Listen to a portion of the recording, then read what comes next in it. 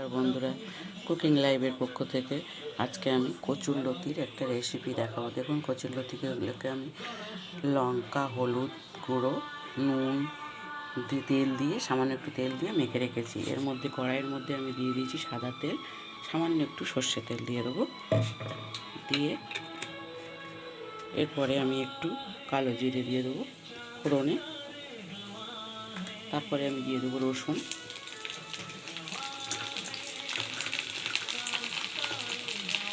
দুটো শুকনো লঙ্কা কুচি, তারপরে দিয়ে দিলাম আমি পেঁয়াজ কুচি। দেখুন,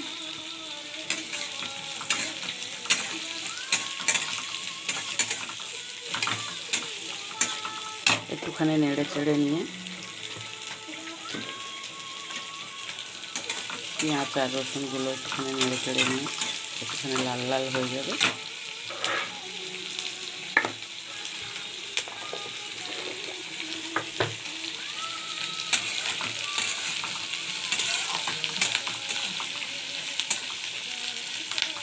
দেখুন, সামান্য একটু লাল হয়েছে। এরপরে আমি দিয়ে দেবো কচুরলতিগুলো মেখে রাখা ছিল, সেই কচুরলতিগুলো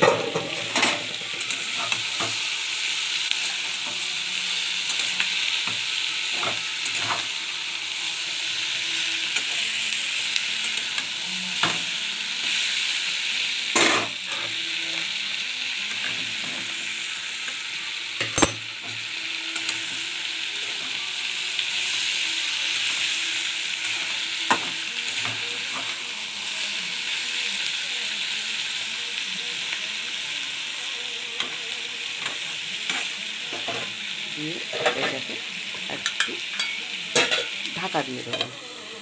দিয়ে আমি এবার এদিকের কাজগুলো একটুখানি গুছিয়ে নিই, কারণ একটা আম পারবো চাটনি করার জন্যে। গাছ থেকে একটু চাটনি করবো।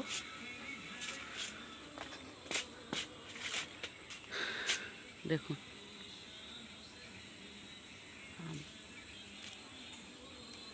আম